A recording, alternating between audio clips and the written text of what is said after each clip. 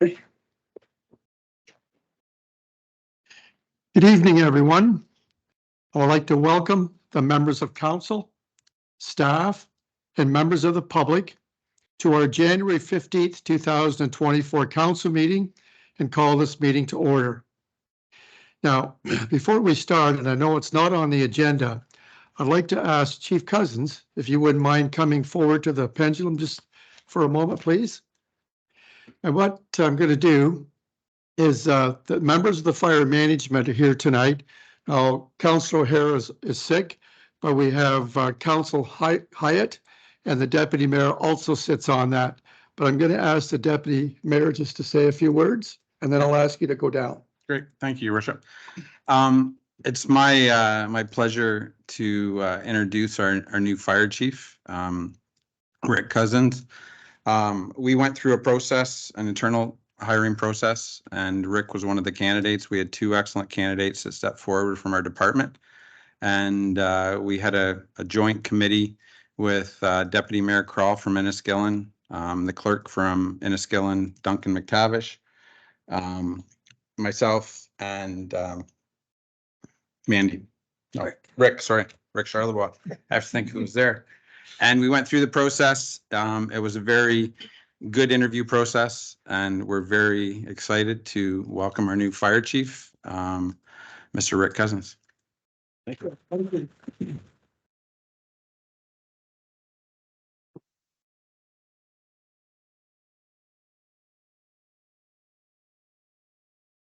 They were going to give these flowers out at the fire hall the night they announced it to the firemen, and I thought that could be really embarrassing. These flowers are not going to you. We're going to present them to your wife. I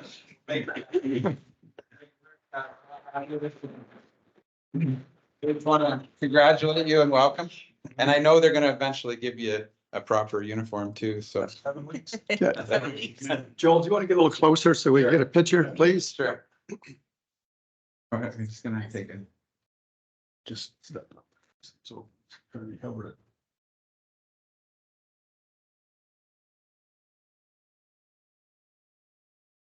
My eyes open in this photo because the last photo of the town website. Perfect. Thank you. Okay. So now you get the opportunity for the 10 to 15-minute speech. The past. Thank you. What's that? You have to get up. Thank you, Chief Cousins, and congratulations and welcome. All right, we'll move on. Thank you, gentlemen. Move on to the roll call. I'll ask Mrs. Pearson to perform that, please. Thank you. Councillor Clark. Present. Councillor Hyatt. Present. Councillor O'Hara. Councillor Patel. Present. Councillor Welsh. Present. Deputy Mayor Field. Present. Mayor Loosely. Present. We have a quorum, Your Worship. Thank you. I'd like to call upon Mrs. Pearson for the land acknowledgement, please. We acknowledge that this land on which we are gathered today is part of the ancestral lands of the Chippewa, the Ottawa, and the Potawatomi peoples, referred to collectively as the Anishinaabe. The town of Petrolia is located on lands associated with the Huron Tract Treaty, number 29 of 1827. We express gratitude for the land where we live, work, and play, and we are committed to working respectfully with the land and the Indigenous people who have called this land home. Thank you. And at this time, in regards to the declaration of pecuniary interest, I'd like to request that council declare a conflict of interest now or at the appropriate time and complete the necessary paperwork. Councillor or Deputy Mayor Field, go ahead. I have a conflict of interest on 15A, which is my employer, and it's on the financial report. Thank you. So noted. I too have a pecuniary interest on agenda item number 12, the EMS master plan, due to the fact that my son works part-time for the EMS at the county. All right, no others. I'll move on to the adoption of the agenda. You have an agenda before you. It's dated January the 15th. I'll ask for a move and a seconder to put that on the floor for discussion. Moved by Councillor Wells, seconded by Councillor Clark. Any discussion regarding the agenda before you? If not, I'll call the vote. All those in favor? Opposed? That motion carries. Moving on to the review and the adoption of the regular council meeting held on December the 11th, 2023.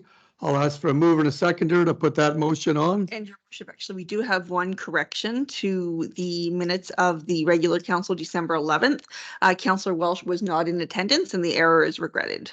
Okay, and that will be corrected. Correct. Thank you. I'll just go back then. We had a motion, I think Councillor Clark, seconded by Councillor Hyatt. And any discussion regarding those minutes? And I'll try and remember this time. I'll have the clerk to read that motion, please. And that is for the council of the town of Petrolia to adopt as amended minutes of the regular meeting of council held on December 11th, 2023. Any other errors or omissions? If not, I'll call a vote. All those in favor of approving those minutes? Opposed? That motion carries. We also have the minutes of a draft budget meeting held on December the 11th, 2023. I'll ask for a mover and a seconder to put that motion on the floor for discussion. Moved by Councillor Patel, seconded by Councillor Hyatt. Any discussion regarding that motion before you? If not, I'll ask the clerk to read that motion before we vote. And that is for the council of the town of Petrolia to endorse the circulated record of the public information session regarding development charges held on December 11th, 2023. Any further discussion? Okay, all those in favor? Opposed? That motion carries. That'll bring us down to a moment of reflection. I'm going to ask everyone to please stand.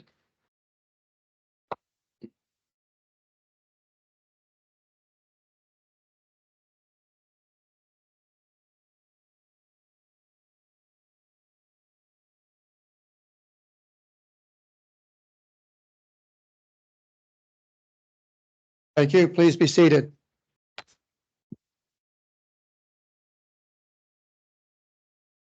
That'll bring us to the roundtable announcements.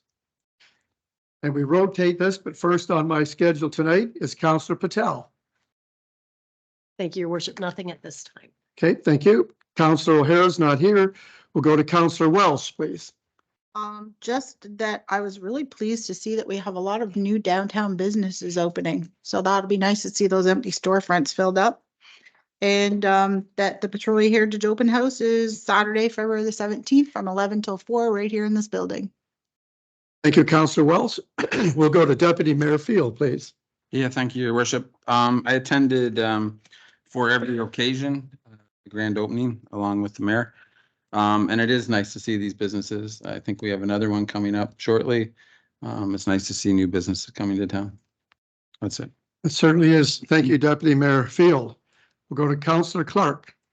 Thank you, Your Worship. The only thing I have is attended the gala like many of you did. Great job. Excellent show, great turnout, and hats off to the organizing group behind that. Certainly was. Thank you for that. And I will speak to that as well. Councillor Hyatt. Nothing to share at this time. Thank you. Okay, thank you. I have a few items. Please bear with me. I attended the Black Gold Brewery Historical Partnership with the 150 Committee for their 150 beer launch on Sunday, December 17th. I thank the Black Gold Brewery for their involvement. I also attended the opening ceremonies for the 55th Annual Earl Travail Memorial Regional Silver Stick Tournament in Petrolia on Wednesday, December the 27th. I welcomed and brought greetings on behalf of council and staff, congratulated minor hockey mothers, sponsors, and all the volunteers to make this event happen. I also wished all the participants good luck and to have a great tournament. I took part in the Royal Canadian Legion and the Ladies Auxiliary Petrolia Branch 216 levy on Monday, January the 1st, 2024. I brought greetings and best wishes on behalf of council and staff of the town of Petrolia. I also thank them for their contributions to the veterans and community over the last year and for their involvement with the 150 Committee. Councillor Deb Patel and her husband Kevin were also in attendance. Congratulations to the 150 Committee for organizing the event, staff, volunteers, performers, sponsors, our MCs, Jesse and Leah Grandmont, for a successful gala held on January the 1st at Victoria Hall. It was well attended and a great show and a good time by all. Congratulations to the Petrolia Oilers U18 for winning the B Championship at the Earl Travail Memorial Silver Stick in Petrolia on December 30th. Congratulations to the Lambton Attack Girls International Silver Stick Finals, U13B, in winning the silver medal in double overtime on January the 7th at the Clearwater Arena. Thanks to Denise Thibault, chairperson for the 150 committee, and Larissa Ellsworth, director of marketing, arts, and communication, for approaching the Independent to take part in the 150 celebrations to feature a special edition on the history of the town. Special thanks to Heather Wright, editor, and her staff for producing the special collector's edition. I recommend, if you have not received a copy and read it, to do so. It is very well done. Also, thanks to all the sponsors outlined in that special edition. And as stated earlier, Deputy Mayor Field and I attended the grand opening for the For Every Occasions, Inc. on Saturday, January 13th, and congratulated Mrs. Elsa Stanford on her opening, as well as giving them a warm welcome to the town and wish them the very best in their new business. That's all that I have. Okay, moving on to the Petrolia Heritage Advisory Committee. And the members on that committee are Councillor Welsh and Deputy Mayor Field. Which one would like to report and approve the minutes? Councillor Welsh, go ahead. We're actually going to not to approve those minutes as there is a correction that needs to be made in them. So should we table that then? Can't just leave them. We should table those minutes? We can endorse them or not endorse them and send them back to the committee with the corrections. So we could do that. Is that okay if you do that? Yes. So we'll need still a move and a seconder to do that then. Are you going to move that? Yes. Okay, I'll need a seconder, seconded by Deputy Mayor Field. And I'll just make sure we're clear on that. I'll ask our clerk to just read that so we're all clear. Perfect. Can I just request from Councillor Welsh just what those highlighted corrections Oh, will be? yes. So it is under report and discussion. It is item C, North Street Cemetery. I did not in fact make a motion because I can't as chairperson, and it was a general discussion to postpone the discussion on that until the next meeting. Okay. Okay. Okay, so then that will be reflected that the Council of the Town of Petrolia not endorse the minutes of the Petrolia Heritage Advisory Committee meeting held on January 3rd, 2024, and that the amendments as reflected by Councillor Welsh be noted accordingly when adopted by the committee. Any further questions from council? If not, I'll call the vote. All those in favor? Opposed? That motion carries. Councillor Welsh, do you have anything else you'd like to report on the committee? No, just that, well, I guess, yes. So the open house again, but Hillsdale Tour, we are churning right along and we already have sponsors for our brochures and tickets and advertising. So we'll be ready to go with some big surprises. That's great news because, I mean, if you haven't been on that tour before or whatever, please do so. It's great. All right, we'll move on now to the Petrolia Youth Advisory Committee. We have Councillor Patel and Councillor Hyatt on that. Which one of you would like to take the lead on this? Okay, Councillor Hyatt, go ahead. Yeah, so a great meeting. A few youth weren't able to attend the meeting, but overall, a great meeting, mainly focused on the youth talent showcase and the planning and budgeting related to that event that is upcoming. Tickets are on sale now, so anyone that's interested may be able to take a look at that. But it's looking like it's going to be an excellent event. Great, thank you. And we have a motion. Would you like to move that motion? Please. For the minutes? Okay, moved by Councillor Hyatt, seconded by Councillor Patel. I'll have the clerk to read that motion, please. And that is for the Council of the Town of Petrolia to endorse as presented minutes of the Petrolia Youth Advisory Committee meeting held on January 9th, 2024. Any questions from council? If not, all those in favor of approving those minutes? Opposed, that motion carries. That takes us to the St. Clair Region Conservation Authority. I'll ask for a mover and a seconder to put that motion on the floor for discussion. Moved by Councillor Patel, seconded by Councillor Clark. I'll ask the clerk, I guess, to read that motion. Your worship, I think that's just after we received the update from you from the committee. All right, I can do that. I think I just wanted to let council know that the province directed the Conservation Authority not to respond to certain items regarding the municipality and many other items if it wasn't in their mandate. But the way around that is if the municipality agreed to sign an agreement, which we have, they can use that service and charges. So I just wanted you to be aware of that, and I hope we're doing the right thing. So other than that, everything is here before you, the planning regulations, planning fee guide, all the information, you've got copies, and I'll answer any questions if I can. And as you know, too, I'll be sitting on that just on the last meeting, I think it's in February, and then Councillor O'Hara will be taking my position on that board. All right. Go So ahead. that motion will be for the Council of the Town of Petrolia to receive and file Mayor Loosely's update on the SCRCA updated fee schedule and the December meeting highlights. Any further discussion? If not, all those in favor of approving that motion? Opposed? That motion carries. That moves us on to item number 10, correspondence for information. We have A to E, unless council wishes to move one of those out. I'll ask for a move and a second to put that on the floor. Moved by Deputy Mayor Field, seconded by Councillor Clark. And It- that is Okay, is there, all right, I'll have the clerk read that motion. Go ahead. And that is for the Council of the Town of Petrolia to receive and file correspondence items 10A through E. Any questions from council? If not, all those in favor of approving that motion? That motion carries. Correspondence for consideration motion, we have none. That'll move us to delegations and presentations. All I'd like to do is to start with is to welcome Mr. Stephen Turner from the manager of the Lambton County Emergency Medical Services, and also the general manager behind him of the Public Services Division, Andrew Taylor. Welcome. But as you know, I will be declaring a conflict of interest. I will ask the deputy mayor to take my position, please.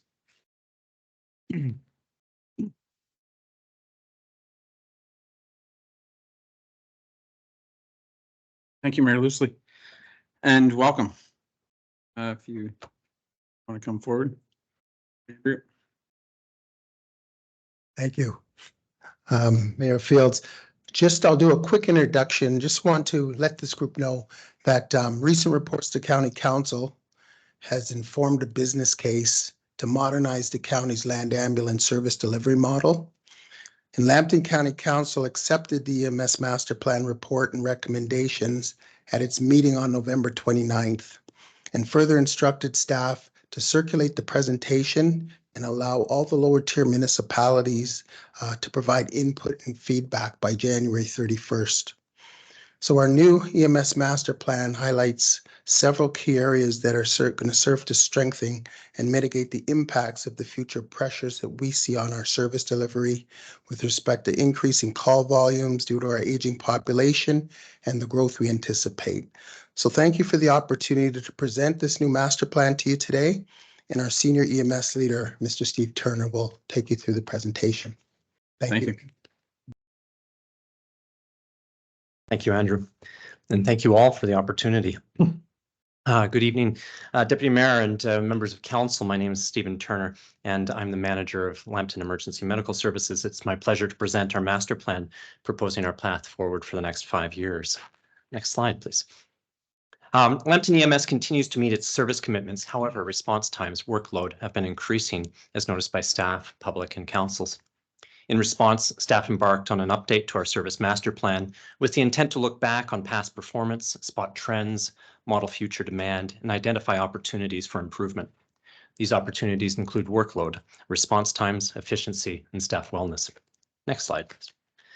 The master plan had 3 main objectives: identify any opportunities to improve the use of resources that we currently have, identify if our assets are in the right places to best serve the county, and to identify if any additional resources are needed to service demand over the next 5 years. Next. EMS faces several challenges on the road ahead. The most pressing is the fact that our call volume is increasing at a pace that's 24 times the growth of Lambton's population. With an annual call volume growth of 5.9% over the next 5 years, demand for service will have increased by 30%.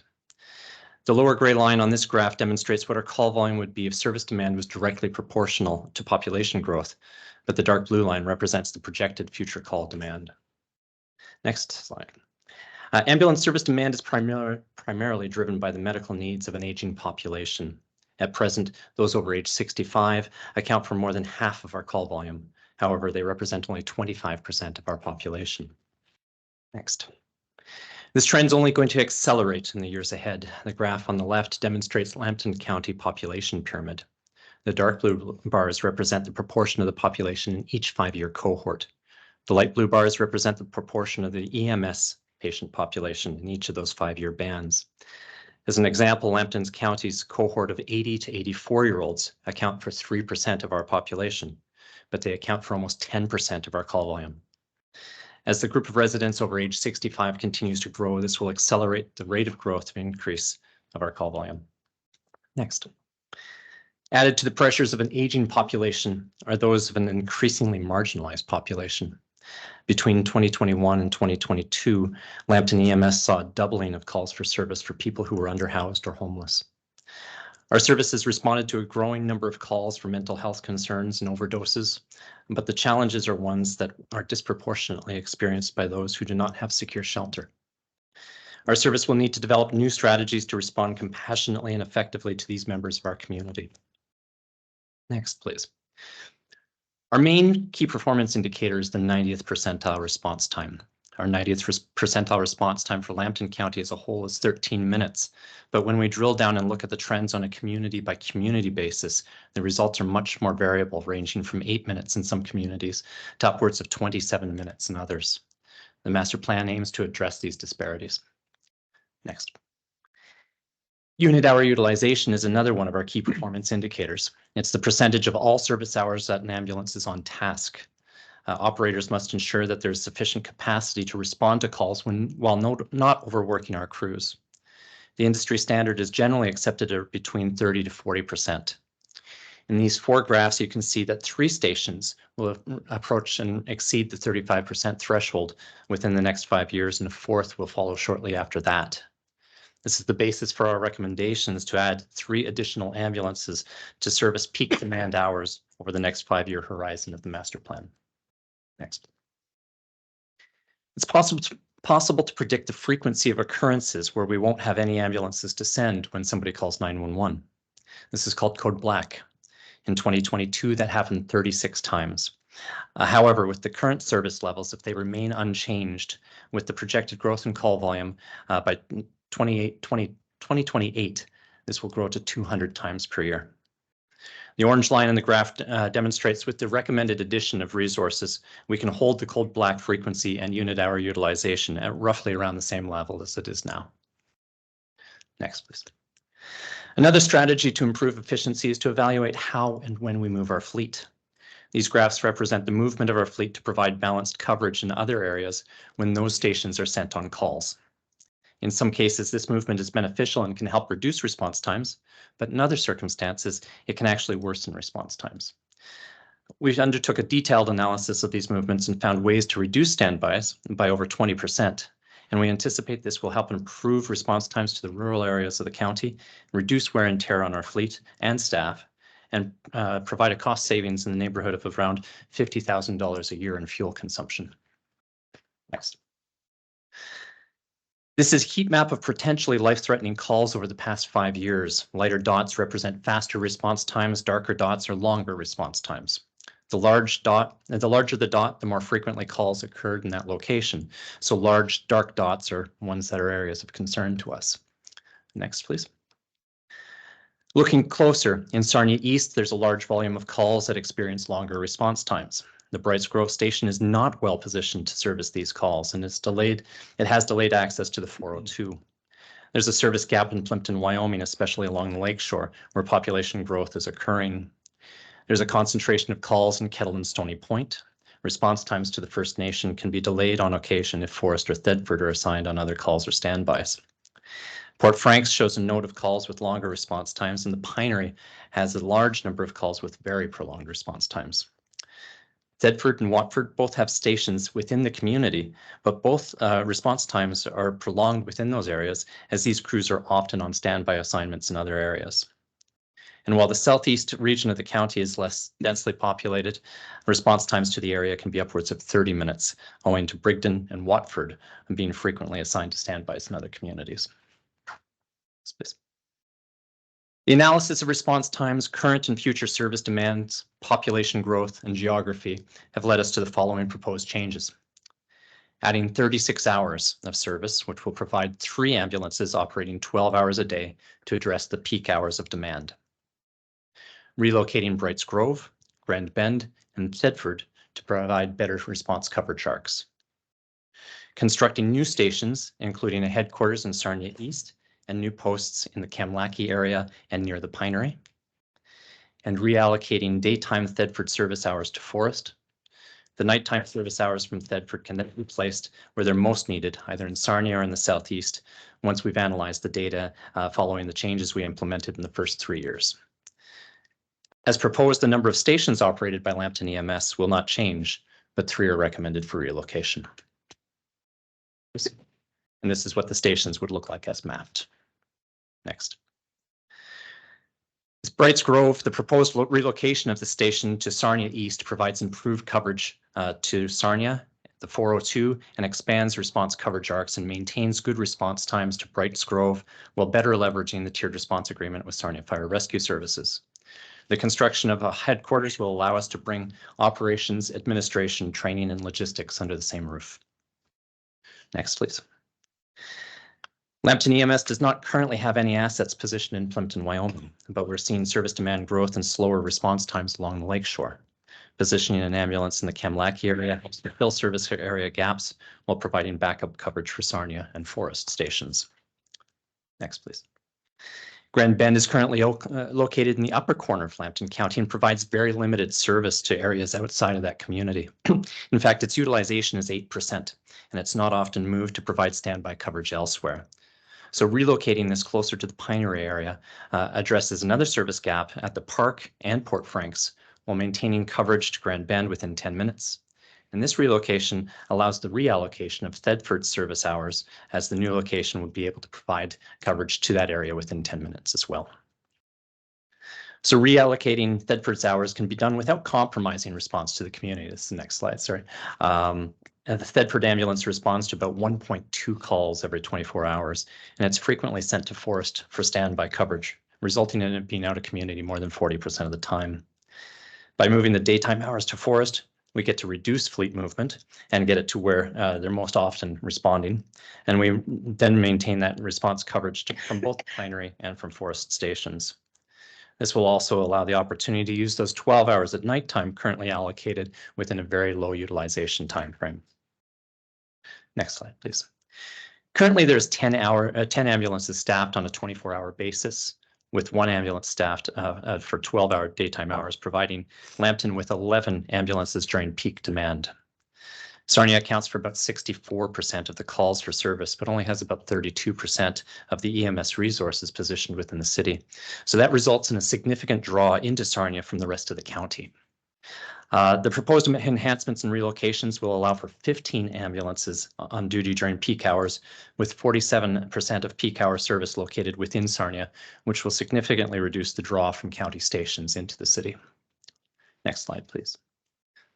The proposed timeline would see the addition of 12 hours of service and construction of the new station, of a new station in each of the next 3 years. In the 4th year, once all other movements and enhancements have been implemented, then the 12 hours of daytime service from Thetford can be safely relocated to Forest, and we'll evaluate where the remaining 12 hours of service from Thetford should be reallocated based on the results of the strategies in the plan. Next slide, please. Measures within the master plan are ones that we can take locally to improve efficiency. However, there will be also be a need for transformation in the way we provide care in the future. Much of this will be dependent on collaboration with our partners in the provincial government. Next slide, please. Many people call 911 because they don't know where else to turn for healthcare. However, often the care is not required urgently. We're often seen as a gateway into healthcare when few other options in the community exist. Emergency care is one of the most expensive areas in healthcare, so it'll be essential that we do a better job of getting people connected with the right care in the right place at the right time. We can do this by developing better pathways to family doctors rather than emergency departments, or scheduling an appointment with our community paramedics rather than always sending an ambulance right away. Strategies like this will be essential to achieving sustainability, where growth and demand far outpaces that of our population. Thank you very much. if you have any questions, I'd be happy to entertain those. Great. Thank you, Mr. Turner. I will open it up to council. Does anyone have any questions? Councillor Welsh. The community paramedic program, I think, have they been operating something similar through the LIN for a while with other paramedics? Yeah, it's for you, Mr. Chair. Yes, the community paramedic program involves four, well, actually eight full-time equivalent paramedics. We have 4 on at any given time in the day. They work 12 hours a day, and that program's been in place for about 5 or 6 years now. That program works upstream to try and address high-frequency users of land ambulance service. Also works with the Ministry of Long-Term Care to help bridge those who have been discharged from hospital but are awaiting placement in long-term care, to make sure that they're accessing and being able to receive services and monitoring so that they don't become emergency patients. So very much it's a proactive program designed to try and stem those who may be high users of emergency departments from going to emerge and being able to be treated in place. Yeah, go ahead. So as a kind of as a follow-up to that, so do they receive additional training because paramedics are generally responding to emergencies, these are lower acuity, do they get special training for that? Through you, Chair. Yes, absolutely. When we select the paramedics for that program, they go on a training program that's usually a couple months long. It's basically upskills to very specific needs. It'd be some of the home monitoring equipment that they use, some work in how to work closely with family doctors to be able to deliver orders that might be specific to the care of those patients. There's 3 typical disease spectra that are attended to by the community paramedics. It's hypertension, diabetes, and congestive heart failure. So they get a bit more training in that. Some blood tests and some medications are all part of that spectrum of care as well. Thank you. Councillor Patel. Thank you, through you. So with the anticipation of increasing the ambulances, having more service, what is in place to have employees ready, trained to be able to go to work and be prepared? Is there anything that you're following up with the courses in order to have this preparedness in advance? That's through you, Chair. One of the differences with EMS is that when applicants come to us, they're already trained. So they have to have gone through the 2-year community college program before knocking on our door with a resume. So usually when we bring them on, the onboarding is relatively quick compared to, say, police or fire, where part of the onboarding is actually putting them through the course. Like at police, they go to the academy, for example, and they're off for a long time. So for us, usually from a point of first day of hire to the time that they're on the trucks is usually within 2 weeks. Is there any additional resources being provided on a mental health capacity for first responders as far as their day-to-day needs? I know that there's been a lack in some of those programs. Has that been something on the table to increase to provide? Through you, Chair. Thank you, Councillor Patel, and thanks for your concern about that too. As you'll notice in the master plan, recommendation number 1 is about the well-being of our staff. And we put it there very purposefully. We want to be able to be held to account. We want both administration, we want the service itself to be able to hold each other to account, and we'd like council to be able to hold us to account as well. So with that, we have on retainer a psychologist who specializes in emergency responder, post-traumatic stress disorder, and occupational stress injuries. We have a peer support team, and we have an occupational stress injury committee that reviews our programs and offerings that to be able to help support staff. I'd say that we are kind of in the mid stages. We had some development in the beginning. We've worked to add to that. It's a continuing process. Ideally, what I would like to be able to do, we've just actually at our last training provided more mental health resilience training for our staff. But I'd like to extend that to make sure that everybody within the first responder family, so spouses and family members of our team, have access to training so that they know where to turn to when they see challenges that their family members have faced through the job so that they know what resources to call upon if they need to be able to get supports, whatever those might be, whether that's the benefits that we have through our package or being able to call the Employee and Family Assistance Plan or the specialized psychological supports that might exist for first responders as well. It's great news. Thank you. I just want to commend you. It's an excellent report. I really appreciate County Council directing you to come out here. You know, a lot of times I think these reports come forward at County Council. I know we have a representative there, but it's nice for us to hear and understand. I think the maneuvering of stations, I feel is going to support Petrolia. It's nice to see we're not impacted. But it's very detailed. Recently, I had an aging family member that was taken in by ambulance, and I can't say enough about our EMS and our emergency services in this area. The one thing I guess I have a quick question on is the impacts from Blue Water Health's computer issues. When that aging member was taken in there was quite a backlog. How is that impacting you right now? Yeah. Thank you, Deputy Mayor. It was a bit of an impact on us. It wasn't as profound as we would have thought it might have been. Blue Water Health works really hard. I've worked in, this is be the fourth service that I've been involved with. And I would say that Blue Water Health, the leadership there has been really dedicated to trying to make sure that our service is able to be in the community rather than waiting in the emergency department. We report regularly to council with a report of our key performance indicators, which one of those includes offload delays at hospitals.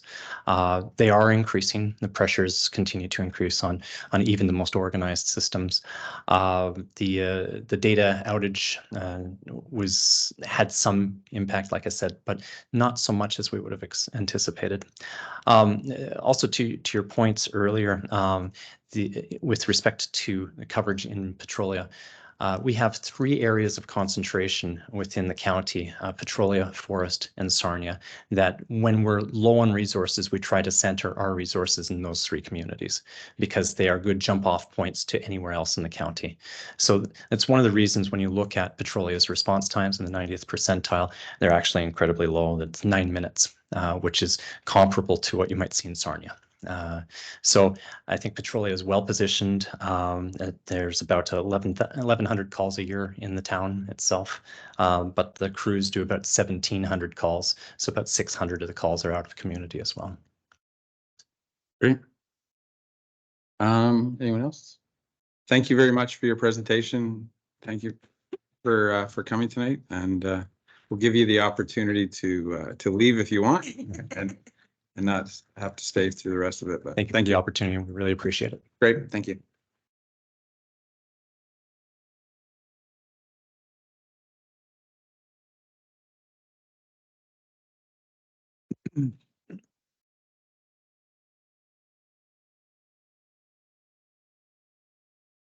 Thank you, Deputy Mayor Field.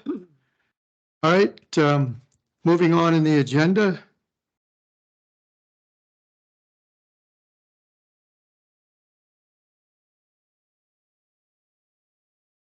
Right. All right, that'll take us to agenda item number 13, community announcements and recognitions and awards. There's a motion with each member of council. Ask for a mover and a seconder to put it on for discussion. Moved by Councillor Hyatt, seconded by Deputy Mayor Field. I'll ask the clerk to read that motion, I guess, please. And that is for the Council of the Town of Petrolia to receive as information only the January 15th, 2024 community announcements as presented. Any questions from council? Mrs. Ellsworth, do you have anything you'd like to add? The Petrolia 150 Hard Oil Music Festival went on sale today, advanced sales to residents only. We are so close to announcing the bands, but we haven't been able to do that quite yet. And tickets already are going quite quickly. So people are going to have to make their plans, I guess.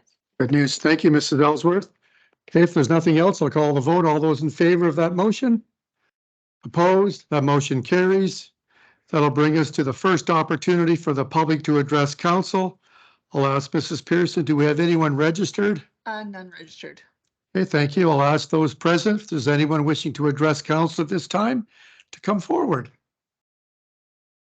I don't line up, but okay, if seeing none, we'll move on to the financial accounts and report.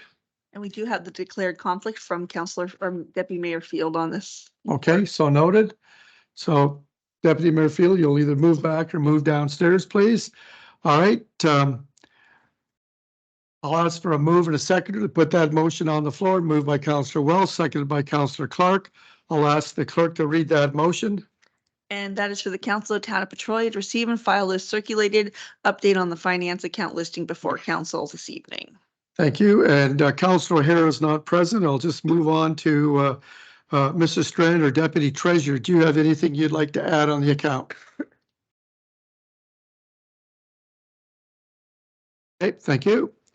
All right, I'll call the vote. All those in favor? Just make a quick. Oh, sorry. Go ahead, Councillor Hyatt.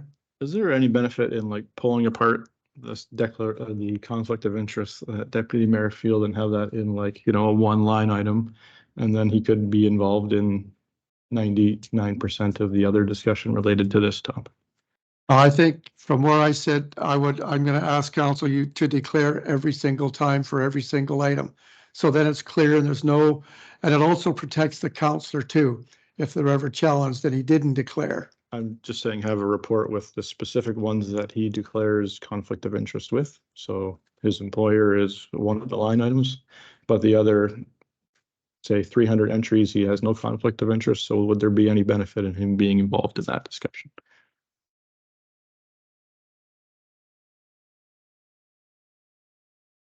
No problem. Just Oh, I think it's a good comment and it's unfortunate, but I think I think the Conflict of Interest Act is pretty strong in saying not only do they declare, but they must state the purpose why.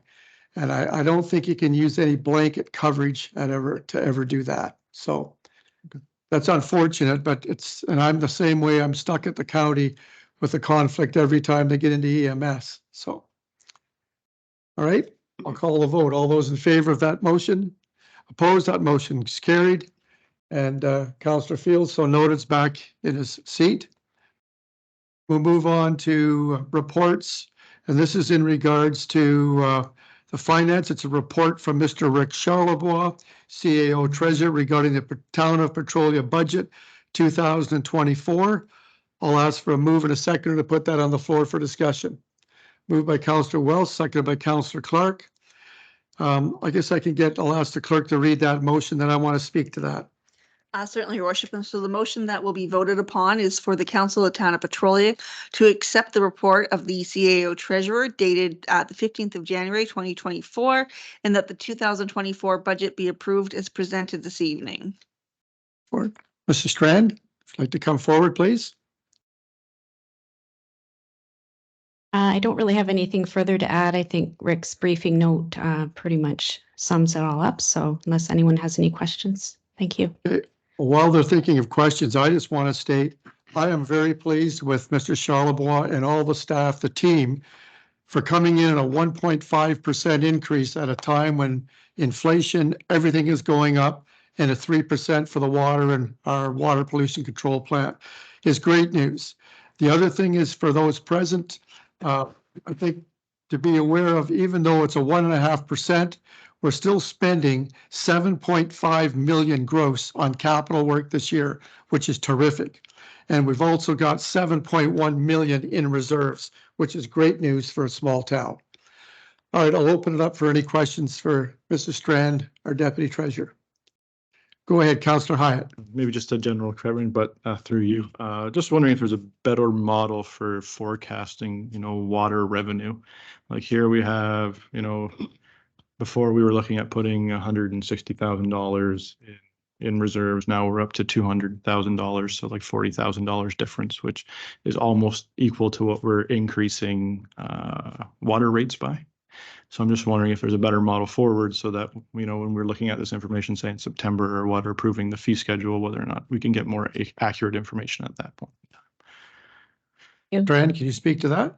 It's very difficult to estimate water revenues just based off the amount of waterfall that you would have in a year and the amount of water usage. But I can definitely bring that to Rick to discuss further.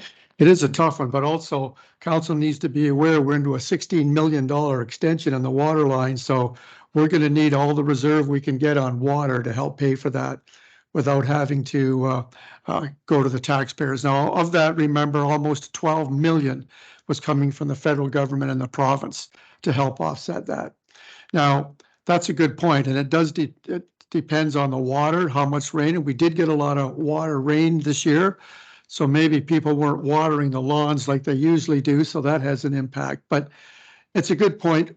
We can certainly discuss to see if there's a more accurate way of what I call guessing on that. So, okay. Thank you, Councillor Hyatt. Any other questions? Oh, Deputy. Let him finish. Okay, Councillor Hyatt, go ahead. Just one other question on like on the community center YMCA. Like the CapEx plan for that is very large. The operating deficit for that is very large. Is there any ideas for how we can, bring in more revenue to that facility or try and make the deficit, I guess, smaller? Lots of people in the community talk about, having access to the pool, and they can't really have access to the pool unless they're paying for this, platinum membership at the YMCA, which gives them that thing. So maybe that's an opportunity that more people could have access to the pool if there are some programs offered by the YMCA or some memberships specifically designed to aquatics. I don't know if we can talk with the YMCA to see if that's a feasible program or not, but if there's any possibility, I think it. You know what, Councillor Hyatt, I'm glad you mentioned that because I also have received calls regarding seniors going to Forest, for example, to use their pool rather than ours. I think we can pass that on to Mr. Charlebois to see if there's a way we can try and promote the seniors to stay here, people to stay here to use our pool rather than going somewhere else. But I think it's a real challenge to get more memberships every year. I think it's both sides of the spectrums, right? Because there's parents with children that want to do swimming lessons who are driving to Rivertown, right? Good point. Which is certainly a life skill that people should have, is having the ability to swim. Good point, absolutely. We can make a note of that. I can talk to Mr. Charlebois and see if we can talk to Wade at the communities or the YMCA, see what we can do. We'll make note of that. Thank you. Deputy Mayor Field, go ahead. Yeah, through you. Just maybe on follow up to that comment. There was some consideration when we originally talked about the backyard project in community services that once we start bringing a lot of those, the soccer field, the splash pad, bringing things there, that it would definitely complement the center and hopefully have growth. So I think there's a good opportunity there as we're bringing more and more people to the facility with what's going on outside. But I just want to commend yourself and Rick and the rest of the team, all the directors, for bringing in a very good budget. You were well prepared when you brought it to us, and it made it a lot easier. So I just want to commend you on a good job. Thank you. Thanks. Thank you. Councillor Patel, go ahead.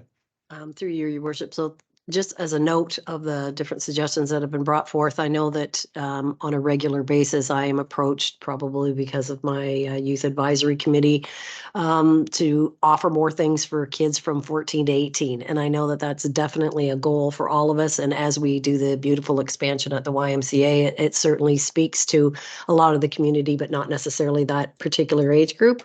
So if we were to have some meetings moving forward as far as bringing in more revenue, I think that age group would be a great target to see what we could do to enhance or involve youth of that age bracket, and maybe even do a survey as far as the things that they would like to help with the Youth Advisory Committee and the expansion. That would be of great interest for me to see what we could come up with as a whole.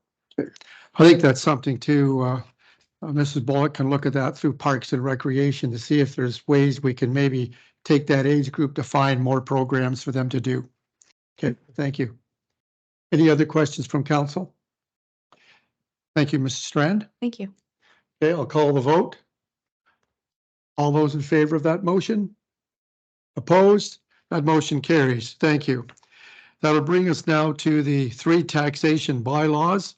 I'll need a mover and a seconder to put that motion on the floor. Deputy Mayor Fields, seconded by Councillor Patel. I'll ask the clerk to read that motion. And that is for the Council of the Town of Petrolia to adopt the report of the CAO Treasurer dated January 8th, 2024 regarding the taxation bylaws on the agenda. Thank you. And I just want to, while council's thinking of any questions, I'm sure you saw it there, the borrowing bylaw. It's there in case they need the cash flow, but they haven't used it in 10 years. So I don't want you to think that they automatically borrow that 5 million. They don't. The other thing, the penalty, that's pretty well the same year by year. And the collection of the portion of the taxes, that's the same in all municipalities. So that's standard. But I will ask Mrs. Strand, did I miss anything? Or is there anything else you'd like to add? Okay, thank you. Any questions from council? Not, I'll call the vote. All those in favor of that motion? Opposed? That motion carries. We have nothing to go in camera for a closed meeting. That'll move us on to the second opportunity for anyone wishing to address council. And again, I'll ask the clerk if there is anyone registered. No, Your Worship. And I'll ask those present, anyone wishing to come forward, please do so. Yeah, come on, come up here. Oh, no. Oh, no, you don't have to leave. This is just, we're second opportunity to address the council. Okay, seeing none, we'll move on to the unfinished business. We have a motion that was tabled. Before we can discuss it, it would need to be lifted. Otherwise, it will stay tabled. Okay, we'll move on to the consideration of the bylaws then. I'll need a mover and a seconder to have the bylaws approved the first and second time. Moved by Deputy Mayor Field, seconded by Councillor Clark. Any discussion regarding those bylaws listed? All those in favor? Opposed? That motion carries. And I'll need a motion to have the bylaws read a third time, signed, sealed, and numbered. Moved by Councillor Hyatt, seconded by Councillor Patel. And I'll ask the clerk to read those bylaws, please. And that is for bylaw number 01 of 2024, being a bylaw of the Corporation of the Town of Petrolia to authorize the borrowing of $5 million be read a third time and finally passed. That bylaw number 02 of 2024, being a bylaw of the Corporation of the Town of Petrolia to establish a penalty charge for non-payment of current taxes and to provide for interest to be added to tax arrears in 2024 be read a third time and finally passed. That bylaw number 03 of 2024, being a bylaw of the Corporation of the Town of Petrolia to levy and collect a portion of the realty tax for the year 2024 be read a third time and finally passed. The bylaw number 04 of 2024, being a bylaw of the Corporation of the Town of Petrolia to confirm the commitment of the Corporation of the Town of Petrolia to protect the health and safety of its workers be read a third time and finally passed. The bylaw number 05 of 2024, being a bylaw of the Corporation of the Town of Petrolia to appoint a chief of the Petrolia North Enniskillen Fire Department and Director of Public Safety for the Town of Petrolia be read a third time and finally passed. That bylaw number 06 of 2024, being a bylaw of the Corporation of the Town of Petrolia to appoint a Community Emergency Management Coordinator, also known as CEMC, for the Town of Petrolia, be read a third time and finally passed. That bylaw number 07 of 2024, being a bylaw of the Corporation of the Town of Petrolia, to appoint a second alternate Community Services and Management Coordinator, also known as second alternate CEMC, for the Town of Petrolia, be read a third time and finally passed. And that bylaw number 08 of 2024, being a bylaw of the Corporation of the Town of Petrolia, to confirm the resolutions and motions of the Council of the Town of Petrolia, which were adopted up to and including January 15th, 2024, be read a third time and finally passed. Thank you, Mrs. Pearson. Any questions from council regarding those bylaws? And again, just for those listening, council has copies of all these, and I'm sure they've read them several times. All right, I'll call the vote. All those in favor of approving the bylaws? Opposed? That motion carries.